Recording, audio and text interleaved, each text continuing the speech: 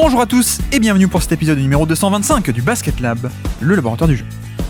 Alors aujourd'hui, nous allons parler des New Orleans Pelicans. Bon, alors, nous sommes un dimanche, normalement on se retrouve un dimanche, c'est pas commun, puisque d'habitude on se retrouve plutôt le lundi, évidemment, mais j'espère que tout va bien pour vous, en ce week-end, en ce dimanche, que vous profitez bien. Et donc c'est vrai que d'habitude on se retrouve plutôt le lundi, mais, que se passe-t-il ? Que s'est-il passé ? On a déjà fait ça 2-3 fois.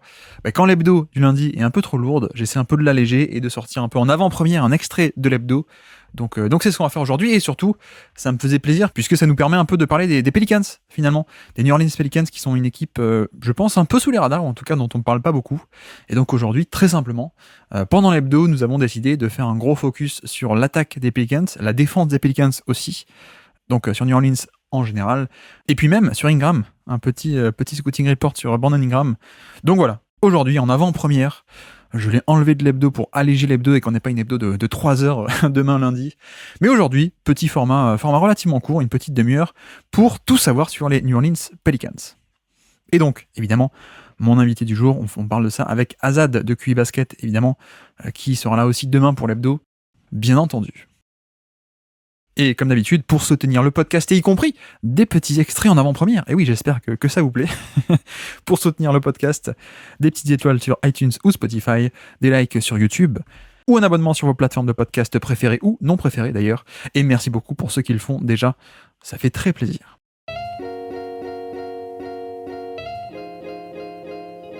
Donc, aujourd'hui, dans notre laboratoire de recherche sur le jeu, on va parler des New Orleans Pelicans. Bienvenue dans le Basket Lab.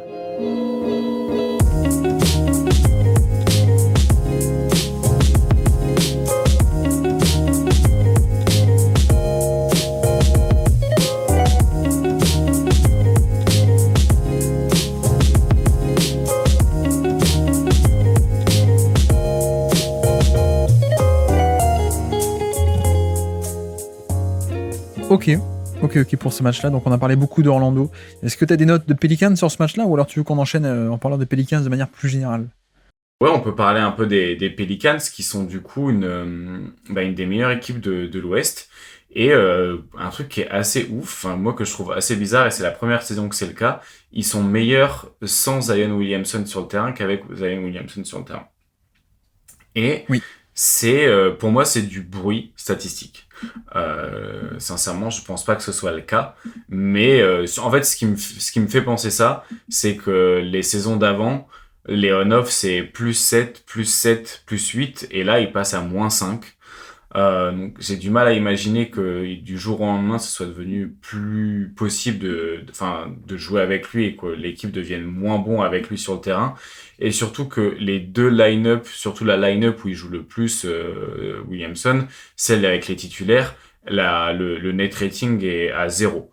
Voilà, donc c'est une équipe qui est à l'équilibre. En tout cas, le 5 majeur est à l'équilibre. Et en fait, ce qui est intéressant chez ces Pelicans, c'est que c'est surtout les combinaisons avec le banc et les titulaires qui fonctionnent très bien, et c'est là où ils créent leur différentiel. Et ça s'explique par une variété de joueurs qui est capable de un peu tout faire. Tu vois, on parlait des Knicks tout à l'heure. Eux aussi, ils ont un peu ces profils qui sont un peu connecteurs, qui peuvent défendre, qui peuvent shooter, et qui concèdent peu de décalage. Je pense à un joueur qui est jamais au grand jamais discuté, c'est genre Naji Marshall. Il fait rien d'incroyable. Sauf sur le Basket Lab, il y a 2 jours, pour la All-Hipster Team. Oui, et j'ai pas écouté la All-Hipster Team encore. Mais tu vois, pour le coup, on se rejoint là-dessus. Comme quoi, j'essaye pas de tout faire comme toi. Et des fois, c'est juste comme ça. On est un peu liés, je pense. Mais Naji Marshall, il y a du passing en plus. Il y a du passing, il y a de la défense, il y a du shoot. Bon, c'est sûr qu'une fois qu'il a le ballon dans les mains, il va rien créer d'exceptionnel, mais dans le flow de l'attaque à côté de Zion Williamson ou de Brandon Ingram, ça fonctionne très bien. Trey Murphy ça est en train de devenir un de mes joueurs préférés, je pense, parce qu'en plus, ballon en main, il commence à avoir plus en plus de choses. Il attaque super bien les close-out. Il est très difficile à défendre sans le ballon. Ils ont cette action qui répète très régulièrement. C'est souvent la première action. En fait, les minutes, comme elles se cumulent, c'est Zion commence, puis il va sur le banc, Trey Murphy le remplace, et ensuite Zion remplace Brandon Ingram, et du coup Ouais. joue ses minutes avec Murphy. Et sur ces moments-là, la première action, c'est souvent Murphy qui vient faire un ghost screen pour en fait profiter d'un flare screen Ouais. de Larry Nance Jr., prend le 3 points. Action d'après, hop, pareil, sauf que là, au lieu de prendre le 3 points, c'est Larry Nance Jr. qui récupère le ballon sur le flare screen, et du coup, au lieu de s'arrêter à 3 points, Murphy coupe vers le cercle, et ah bah voilà, ils ont ces joueurs un peu capables de connecter. Larry Nance Jr. est un super exemple de joueur capable de connecter. Bah, ils ont James Borrego en coach offensif, hein, tout Oui, simplement. Enfin, aussi. en assistant offensif. Mais alors, juste pour dire, l'action que tu as décrit, c'est effectivement un classique. Ils l'ont fait contre les Clippers aussi. Oui, Et notamment, ça marche beaucoup contre des défenses qui switch. Parce que tu vois, le fameux ghost screen, qu'est-ce qu'un ghost screen? C'est un écran, mais en fait, c'est un écran fantôme, hein, littéralement. Donc, en fait, il n'y a pas d'écran, c'est juste une course croisée. Mais sur la course croisée, les défenseurs se disent, ah mince, il y a écran, il faut qu'on switch ou pas? Ou, finalement, il n'y a pas d'écran, est-ce qu'on switch ou pas? Et derrière, comme tu dis, derrière cette course croisée, t'as en plus un le flare défenseur screen. qui se prend un écran, un flare screen, comme tu dis. Donc c'est un truc assez dévastateur, quoi. Ouais, de ouf. Et en plus, il est passé sur NBA TV pour en parler, Trey Murphy, et il explique qu'en fait, les défenseurs ont tellement pas envie de laisser Zion Williamson que Ouais, même le défenseur du joueur qui fait le flare screen, plus le défenseur de Trey Murphy, une fois ouais, qu'ils arrivent dans la zone où c'est Zion qui a la balle, eh ben, t'as un peu ce truc-là de putain, en fait, je suis censé faire quoi? Je suis censé protéger la ligne de drive ou je suis censé suivre le mec là? Et en fait, ils arrivent à créer un petit peu ce chaos, cette manière. En fait, le fait que le défenseur se pose la question, t'as déjà un peu créé un avantage. Et c'est vrai que c'est Sixella qui disait que il reconnaissait un petit peu les patterns de James Borrego sur l'attaque des Pelicans depuis son arrivée cette année. c'est que c'est là qui est quelqu'un qui est sur le Discord, qui est fan des Hornets, hein. On Exactement, ouais, précise c'est parce que ça. tout le monde ne connaît pas Sixella. Oui, oui, Alors, je sais. si vous êtes sur Twitter, vous le connaissez un peu, Alex, mais effectivement. Mais du coup, toujours très pertinent. En plus, qu'elle avait commencé à faire un peu des trades sur Charlotte. Mais du coup, c'est vrai que cette équipe des Pelicans a des profils très complémentaires.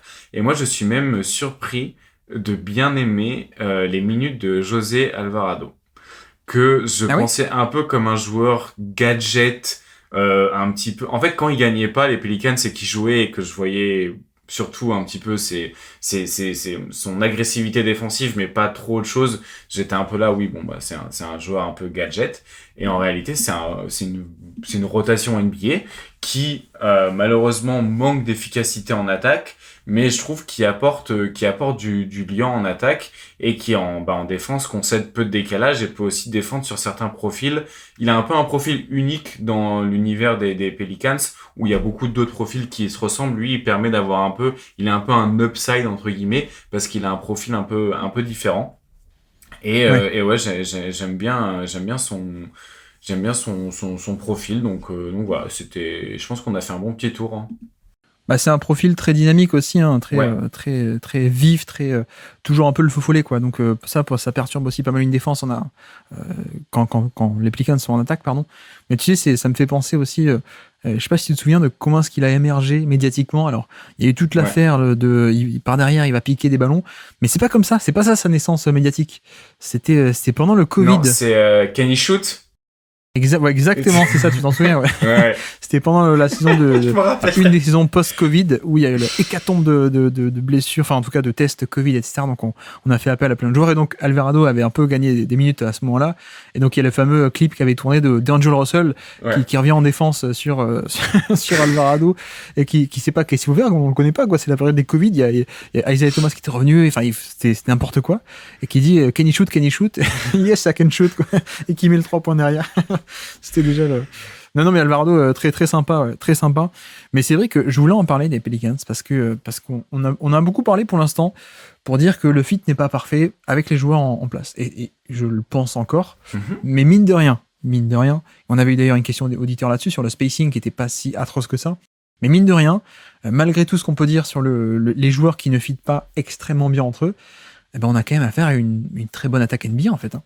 très très bonne attaque NBA, et même très bonne équipe tout court, qui, tu vois, on a aussi beaucoup tapé sur Valanciunas qui, du coup, a des limites défensives, mais mine de rien, on a une attaque qui est top 10 et une défense qui est top 10, et même si on prend depuis janvier, ils sont un peu après le top 10, hein, pardon, depuis toute la saison, mais depuis janvier, ils sont top 10 en attaque, et c'est vrai que je voulais un peu prendre le temps de décrire tout ça, parce que c'est pas des pièces qui fit toutes très bien entre elles, pardon. Et évidemment, vu qu'on voulait en parler, Ben Taylor l'a fait aussi dans son podcast, mais il y a un peu ce truc à la base de...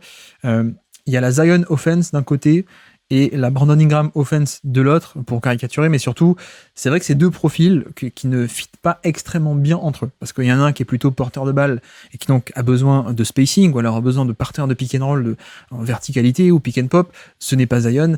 Et de l'autre côté, Zion, il a besoin de faux follets, il a besoin de shooter, il a besoin de cutter, ce que n'est pas forcément Brandon Ingram, qui peut faire des catch and shoot, mais c'est pas une menace catch and shoot énorme, et c'est pas non plus du mouvement dans le shoot. Donc voilà, il y a un peu il y a ça de base. Ok, il y a Valanciunas aussi qui a un profil un peu imparfait, mais mine de rien, on a quand même pas mal de bonnes choses sur un peu des séquences où justement ils sont les uns séparés des autres. C'est-à-dire que d'un côté, on a Zion et la Zion offense qui, quand malheureusement en début de match ou parfois il est à côté de Valanciunas, il n'y a pas beaucoup de spacing, il ne peut pas driver, ok. Mais il y a quand même pas mal de minutes aussi où, tu l'as décrit, hein, ce que j'avais sur ma fiche, j'avais exactement cette action que tu as décrite, notamment, et c'est donc la fameuse action qu'on a décrite avec James Borrego, le ghost screen qui devient un flair, et il y a plein de petites actions comme ça qui sont en fait là pour la Zion offense, le point Zion, tu nous en avais parlé déjà, plein de petits écrans, des ghost screens, des pick dans l'inversé avec un shooter qui vient poser l'écran et qui ensuite vient faire un pop, mais plein de petites actions comme ça pour spacing, plus on lance Zion et on se sert de sa menace au drive qui est assez fantastique. Donc il y a cette attaque d'un côté, et puis de l'autre, même avec Ingram, il y a mine de rien pas mal de choses qui sont faites pour compenser le spacing et le manque de spacing avec Valanciunas, et notamment Ingram, tout ce qui est comment est-ce que Ingram fait son attaque, c'est du pick and roll déjà, premièrement, où il est pas mal là-dessus. Il est aussi beaucoup utilisé poste haut et poste bas. On va le détailler peut-être tout à l'heure, mais parce qu'il a une bonne taille et que ça permet de débloquer son passing. Et puis il y a aussi beaucoup de zoom action en fait. C'est ça qui est très très bien dans cette attaque, c'est que donc qu'est-ce qu'on appelle une zoom action, c'est un écran plus un pick and roll. Donc en fait, c'est comme un jeu de main à main, un dribble and off, mais avant ça, il y avait un premier écran. Donc en gros, deux écrans, et dans le deuxième écran, le mec a le ballon et il donne le ballon au mec qui remonte. Et je trouve que c'est une très bonne manière de compenser un peu le manque de spacing de Valanciunas, notamment en l'utilisant sur le fameux dribble and off. On lui donne le ballon à 3 points, et donc il est en tête de raquette ou il est à 3 points, et c'est lui qui fait la zoom action pour Ingram. Et ce qui fait que, il n'a pas de shoot, il n'a pas de verticalité, mais à partir de ces zoom action, en fait, tu l'éloignes du panier, donc tu éloignes aussi son défenseur, ça crée de l'espace à l'intérieur, et puis ça met de la pression sur la défense qui, en sortie de ces écrans, se pose la question de comment je dois défendre sur Ingram, et du coup, ça laisse aussi parfois le roll, R-O-L-L, au panier pour Valanciunas, justement. En plus, d'ailleurs, dédicace à Tom, qui nous parle beaucoup des no deep three, c'est-à-dire tu tires, mais sans le deep, sans baisser le ballon et pour shooter. Valanciunas, c'est le meilleur de NBA sur les no deep dunk. Je sais pas si t'as vu ça, mais il chope la balle très haut et il la descend pas, il reste barre levée. Mais voilà, j'aime beaucoup aussi cet aspect des zoom action qui est développé pour un peu cacher le manque de spacing de Valanciunas, et ça marche beaucoup parce que le passing de Ingram est donc là-dessus. Et puis un autre truc qu'ils font beaucoup, t'as dû le remarquer aussi, c'est les fameux exit screen en fait. C'est que j'ai l'impression qu'une possession sur 2, ou même 2 sur 3, comment est-ce qu'on compense le manque de spacing, de ne pas avoir toujours des très bons shooters? T'as toujours quelqu'un qui, en fait, t'as 2 joueurs dans le corner, et imagine t'en as 2, et t'as un des deux qui pose un écran pour que celui derrière lui soit libre. Oui. Et il y a plein d'actions comme ça, tu sais, avec Herb Jones ou avec Najee Marshall ou des mecs comme ça qui n'ont pas de spacing, qui sont pas beaucoup espacés sur le terrain, mais juste en fait, t'as toujours ça côté faible, un peu c'est un automatisme, je pense, sur n'importe quelle action, on fait un exit screen, on fait un flare screen dans le corner, et on arrive comme ça à créer du spacing, en fait, non pas par des gens très espacés, mais en fait par des petits trucs et astuces, quoi. Ouais, mais en fait, ils sont, ce que tu décris là, c'est ces automatismes un peu, ils sont beaucoup en mouvement, les joueurs qui n'ont pas le ballon. Parce qu'en fait, les joueurs qui n'ont pas le ballon, ils ont vraiment jamais le ballon. En fait, c'est Brandon Ingram et Zion Williamson qui portent la balle. Parfois, il y a un peu CJ McCollum qui porte un peu la balle. Mais sinon, Herb Jones, Trey Murphy et tout, ils sont très habitués à jouer off-ball. Alvarado, c'est pareil. Najee Marshall aussi. Et en fait, ils savent un petit peu se céder entre eux pour s'offrir des positions. Et on le voit aussi sur des split Ouais. action où en fait ils le font pour attaquer de la zone pas mal, où ils arrivent à donner le ballon au poste très bas à Zion Williamson. Et en fait, de là, ils construisent un petit peu des actions. Parce que du coup, quand Zion Williamson est au poste bas, la défense se contracte énormément parce qu'en fait t'as pas un mec sur terre qui peut tenir Zion Williamson au poste bas, et du coup si tu mets un mec à une passe de lui qui est une menace aussi, et bah de l'autre côté du terrain ils sont souvent deux pour défendre sur trois mecs, et du coup bah ça rend beaucoup la chose beaucoup plus compliquée, et c'est là où Zion comme Brandon Ingram montrent aussi que ce sont des passeurs très capables, voire des bons passeurs aussi selon les situations. Et je pense que c'est ça. Et je pense qu'il y a un truc qui est ouf, c'est qu'en plus de ça, des joueurs qui savent très bien tirer et jouer sans ballon, ils en ont deux qui font presque plus jouer, Oui. sont Matt Ryan et Jordan Hawkins, qui font pas jouer pour des problèmes défensifs, parce que eux, contrairement à Najee Marshall et Herbert Jones ou Murphy, même Alvarado, ils apportent pas en défense, et même ils deviennent un petit peu un peu une cible. En tout cas, c'est un peu un problème dans le rouage défensif. Et en fait, il faut vraiment comprendre que cette équipe défensivement, c'est un peu de brick et de broc, mais ça fonctionne parce qu'il y a plein de mecs qui savent faire un peu tout et qui concèdent peu de décalage, alors que Jordan Hawkins et Matt Ryan en concèdent beaucoup, malheureusement. Mais eux, c'est aussi deux joueurs qui, potentiellement, surtout Jordan Hawkins, s'il arrive un petit peu à combler ses problèmes défensifs, peuvent être des vraies menaces, parce que c'est des joueurs qui sont très très bons au catch and shoot, qui ont besoin de peu de ballons, et qui sont super efficaces au shoot making, quoi. Du Ouais. coup, plein de bonnes choses au final à dire sur ces Pelicans. Je suis content qu'on ait pris le temps. Oui, puis on n'a même pas parlé de CJ McCollum aussi, hein, dans les configurations, notamment avec Zion, hein, qui est un très bon Mm. partenaire là-dessus, et qui fait d'ailleurs une plutôt bonne saison, hein, McCollum, après une saison décevante l'an Il dernier, fait une bonne notamment en saison. efficacité, etc. Là, je le trouve très bon, et même au niveau du passing, où il avait jamais été un grand passeur, je trouve que ça se développe aussi son playmaking, ce qui est un peu normal avec l'âge que ça vienne petit à petit. Mais ouais, en effet, il y a, on a cette belle attaque des Pelicans, mine de rien, tu vois, avec deux, trois pièces un peu qui ne fitent pas parfaitement entre elles, mais du bon coaching, bah, ça aide, quoi. Ça aide, et je trouve que c'est une des équipes les mieux coachées de NBA Ouais. actuellement. Et bon, voilà, moi je sais que Oui. j'embête tout le monde toujours depuis des années avec James Borrego. Mais tu sais, moi, le fameux Lakers Clippers avant le Covid, tu sais, où tout le monde était regardé, c'était le match de l'année et tout ça. Moi, j'étais en train de regarder un Charlotte Milwaukee que j'ai encore en tête, qui était un des meilleurs matchs que j'ai jamais vu. Mais Borrego, en termes de tactique, c'est fabuleux, quoi. Un des meilleurs esprits offensifs, je trouve, de NBA. Et je pense qu'il fait du bien. D'ailleurs, je crois qu'on avait parlé, non, en début de saison, des Pelicans et de l'aspect Borrego. Ouais. Donc effectivement, ça se concrétise, c'est très bien. Et puis, pour l'attaque, on a décrit. Pour la défense, c'est pareil, parce qu'on a dit Valanciunas en pivot, c'est pas top, il y a un plafond, etc. Oui, il y a un plafond, on n'enlève pas ce qu'on a dit, mais mine de rien, là encore, ils sont top 10 défense de NBA. Et donc, comment est-ce qu'ils font ça? Ça, on l'a déjà un peu plus développé dans le Basket Lab, souvenez-vous, mais c'est qu'ils ont une défense très agressive, en fait. Ils ont Ouais. une défense très, très agressive, et donc, qu'est-ce qu'on demande à faire à Valanciunas? On lui demande pas de faire du drop, donc sur le pick and roll, de rester bas. Au contraire, on lui demande de monter haut, donc en fait, faire un peu des edges ou de la pression sur le ballon, qui est une couverture agressive, mais qui paradoxalement est là pour le protéger lui. En fait, en mettant un 2 contre 1 sur le ballon, ça fait que l'adversaire lâche la balle, et l'attaque va essayer d'attaquer ailleurs. C'est exactement le même principe que Jokic, hein. Jokic, on le protège aussi un peu comme ça, on le fait monter haut, comme ça, 2 contre 1 sur le ballon, et c'est le reste de la défense qui doit tenir. On force l'attaque à aller ailleurs que sur Jokic. Là, pareil, les Pelicans, on force l'attaque à aller ailleurs que sur Valanciunas, parce que 2 contre 1 sur le ballon. Et par contre, je crois que c'est l'équipe la plus agressive en termes d'aide depuis le côté faible, et en termes de occuper l'espace à l'intérieur, en fait. C'est-à-dire que Mm. derrière ce Valanciunas qui monte Ouais. haut, on a toujours la rotation depuis le côté faible, ou d'ailleurs même depuis le côté fort, mais on a toujours quelqu'un dans la raquette, toujours.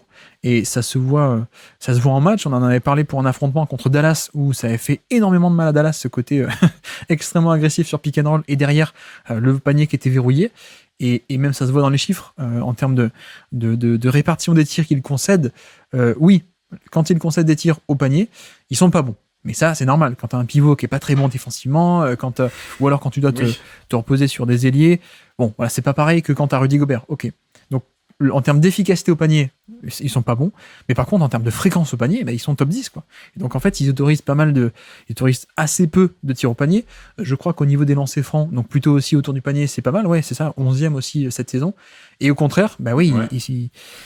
comment dire, ils concèdent énormément de tirs à 3 points, parce que c'est dû au schéma, le fait d'avoir ces rotations très agressives très tôt dans la possession pour protéger le panier. Donc ils concèdent beaucoup de 3 points, mais ils concèdent aussi, en tout cas ils ont une plutôt bonne réussite à 3 points pour l'instant, et je parle toujours de hasard, et c'est aléatoire. Je me demande à quel point aussi tous les fameux close-out hyper agressifs, ça aide pas, quoi. Ouais, moi je pense qu'il y a, même si je suis d'accord avec toi sur le fait que la réussite à 3 points des adverses est souvent liée au hasard, je pense qu'il y a quand même 2 équipes en NBA cette saison qui arrivent à bien défendre les 3 points, Ouais. à être dans les limites du possible, hein. C'est les Pelicans et Denver, que je trouve vraiment très, très, très fort là-dessus. Après, il faut avoir le personnel, je pense aussi, pour réaliser de telles choses. Mais le personnel défensif Ouais. des Pelicans, c'est vraiment bon. Et d'ailleurs, on n'a pas parlé de Dyson Daniels parce qu'il est blessé jusqu'à la fin de saison. Mais lui aussi rentre clairement dans ces schémas longs, agressifs, avec des aides depuis les côtés forts et les côtés faibles. Donc, ouais, non, ils ont vraiment tu vois, autant le personnel en attaque, mais même défensivement, le personnel n'est pas forcément top parce que ton encre défensive est pas bonne, entre guillemets. Enfin, en tout cas, elle est pas élite là-dedans. Mais tu as tout ce qui va autour qui connecte bien. Et c'est vraiment une équipe de connecteurs avec un effectif qui permet en fait de faire des choses qui n'est pas forcément optimales de base, quelque chose de fonctionnel. Parce que aussi, par contre, il faut des gens créatifs Ouais. derrière pour pouvoir le faire fonctionner ensemble. Je pense que tu files cet effectif à un mauvais coaching staff, t'as une équipe genre de fond de play-in. Alors que là, c'est une équipe qui a gagné 42 matchs pour 27 défaites et qui en plus gagne moins que son niveau de jeu le laisse à penser parce qu'ils ont un différentiel de +5. Donc en fait, ils ont le 6e meilleur net rating de NBA. Ouais. Oui, c'est ça, Ouais. c'est vraiment une très bonne équipe. Et alors, Ouais. juste pour dire, Dyson Daniels, c'est pas fin de saison. Ah bon, ok, Je crois que excuse-moi. c'était une blessure de quelques semaines et donc il devrait être réévalué bientôt, d'après ce que je lis, mais j'ai vérifié. Donc Ouais. a priori, on devrait le revoir, mais comme tu dis, pour la défense, ce qui aide bien, en tout cas là où la défense est bonne, c'est que il y a des schémas agressifs pour être dans la raquette très tôt, mais effectivement ça marche parce que tu as toute cette escouade d'ailiers qui font que les close-out sont plus efficaces en fait. Donc je pense que ça aide aussi en un sens. Il y a eu le fameux contre de Herb Jones sur Paul George, alors qu'il partait il démarrait depuis le parking et le temps que Paul George il arme le tir, il se fait contrer.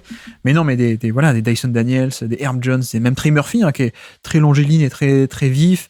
Jordan Hawkins aussi pas mal, mais Ingram aussi je donne plutôt pas mal en défense cette année, Najee Marshall, etc. Donc voilà, je trouve qu'on a vraiment une bonne défense. Et tu vois, même, je pense que la défense est très très bonne sur demi-terrain. Oui. Ils sont top 5, je crois, 5 ou 6.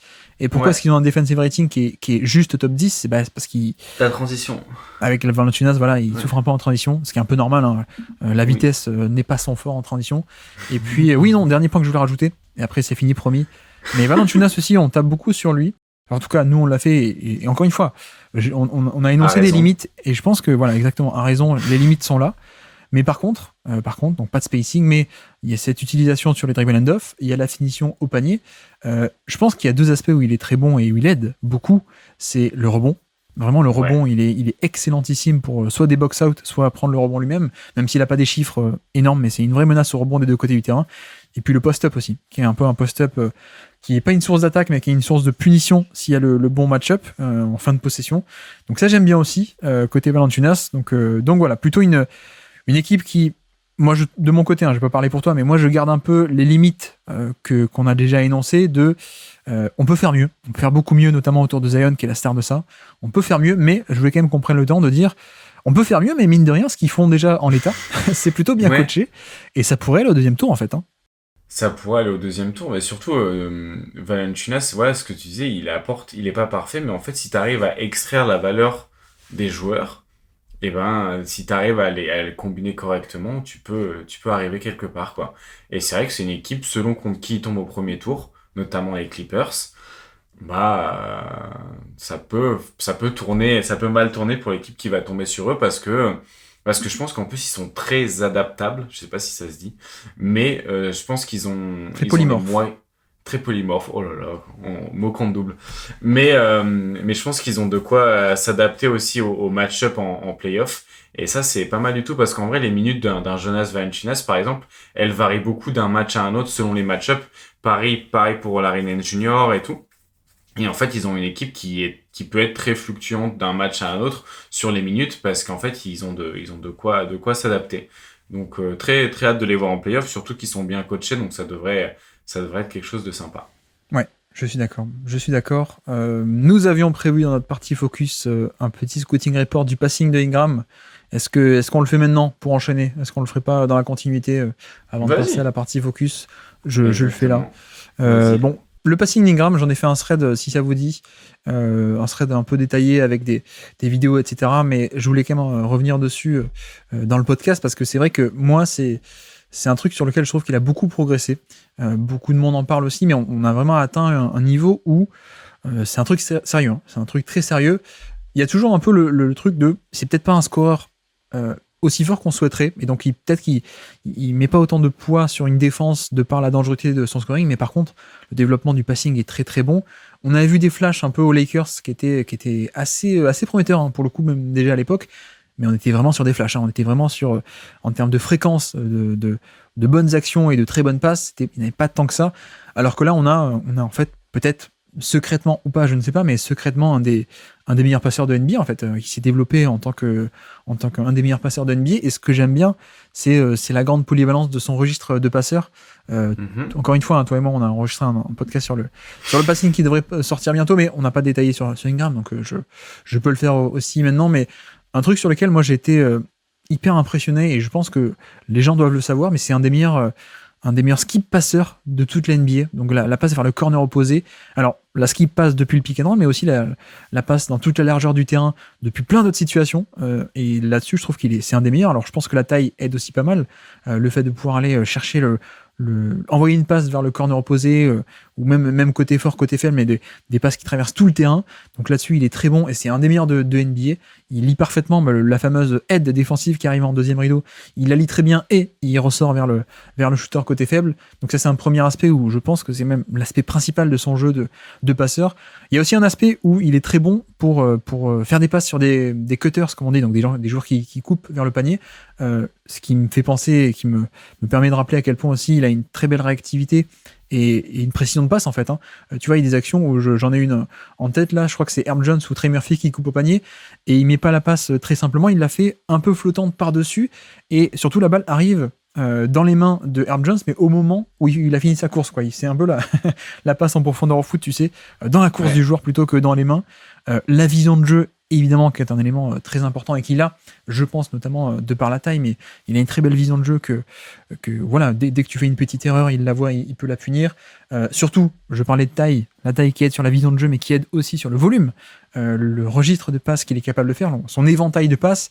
Pour moi, l'éventail de passes est largement possible et très développé parce qu'il a une taille envergure de bras qui est extrêmement impressionnante, très très grand. Et donc notamment tout ce qui est un peu passe dans le trafic, il se fait jamais étouffer en fait dans le trafic. Et je trouve que c'est aussi un aspect important de son répertoire, le fait de pouvoir jamais être enfermé en fait. Sur des prises à deux, tu vois qu'il y a dans le thread que j'ai mis, il y a des actions où genre Denver va le chercher très haut ou ou je sais plus qui va le chercher très haut. Il recule, mais il arrive quand même à passer par-dessus le pivot pour trouver le joueur sous le panier ou des trucs comme ça. Donc l'adaptation dans le trafic est très bonne. Le pick and roll aussi. Bon, ben là, on est aussi sur maîtrise un peu de tous les basiques et même un peu plus. Il y a sur pick and roll la capacité à lire, comme dit, le côté faible et le tag pour punir. Les fameuses zoom action dont on a parlé, je vais pas redévelopper, mais là-dessus, il est très bon aussi, hein, sortir un peu de ce dribble and off. Il est très bon pour faire les bonnes lectures. Et puis aussi, on a, pour moi, ce qui est le point clé de son jeu, c'est à quel point il va lentement, en fait. À quel point c'est aussi le revers de la médaille parce qu'on aimerait qu'il soit plus explosif dans le scoring. Malheureusement, il ne l'est pas. Mais par contre, là où c'est un énorme plus, c'est le fameux jouer sous contrôle en fait. Pour moi, c'est un peu la clé. Et avec lui, il va tellement lentement que ça en devient une force parce que il y a des actions où, bah, tu vois, il fait un drive où il va prendre un pull-up et finalement, tu as Jrue Holiday qui vient aider sur lui, qui fait un stunt. Et en fait, ça va tellement lentement qu'il a le temps de lire, de réagir et de changer de décision, en fait. Et donc, Joe Holiday fait son stunt, mais Ingram s'adapte, il voit ça, et au dernier moment, il fait la passe vers le corner, où t'as plein d'actions comme ça, où juste le fait d'aller très lentement fait que il se donne une demi-seconde, un quart de seconde de plus pour lire le jeu et pour que la défense fasse une erreur peut-être ou s'ouvre à un endroit. Donc voilà un peu pour mon scouting report de Ingram qui, je sais pas ce que t'en penses toi, mais qui est devenu vraiment un passeur ultra complet. Ouais, bah, clairement, il y a deux choses moi qui m'ont fait, enfin que j'ai envie de souligner, c'est sur les zoom action. En fait, les zoom action, c'est un peu des pin down améliorés et parce que du coup, tu rajoutes un écran, un end-off au lieu d'avoir juste un écran, quoi. Et c'est vrai que il était beaucoup comparé à Kevin Durant parce qu'il était pas mal utilisé sur ce genre d'action. Ouais. Et là, en rajoutant du coup un peu plus de complexité dans l'action avec la zoom action, tu optimises son passing aussi et il progresse sur ses lectures en plus au fur et à mesure. Et ça, c'est vraiment positif.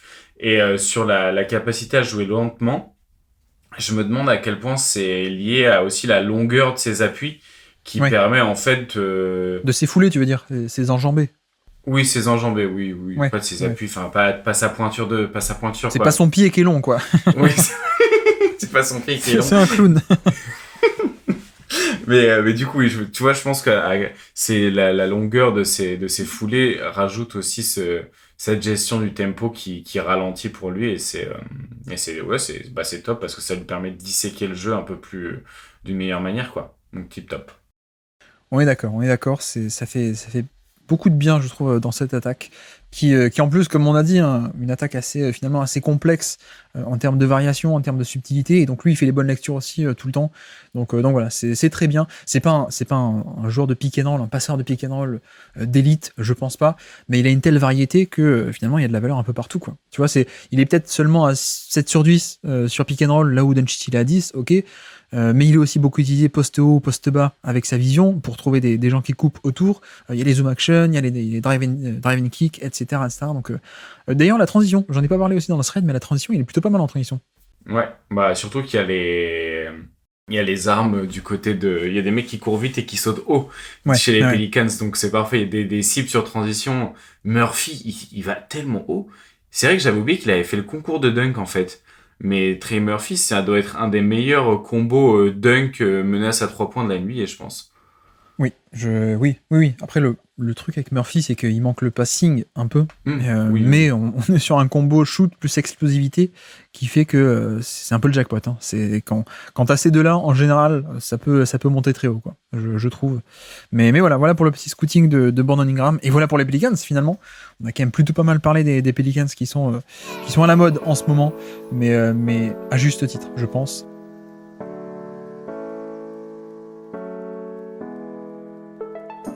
Merci à tous d'avoir suivi cet épisode, j'espère que ça vous aura plu. Voilà pour ce petit format, mine de rien, qui, vous voyez, hein, ça aurait été un gros segment d'une hebdo, d'une émission du lundi, mais ça fait un bon petit format à part entière, finalement, sur les Pelicans. Ça nous faisait plaisir de parler des Pelicans, une équipe qu'on aime pas mal, à cause de Zion, à cause de Ingram, à cause de James Borrego. Et puis voilà, c'est vrai qu'on a souvent parlé un peu des limites structurelles, non pas des défauts, mais des limites un peu en termes de plafond maximum des Pelicans, avec Valanciunas, avec le fit entre certains.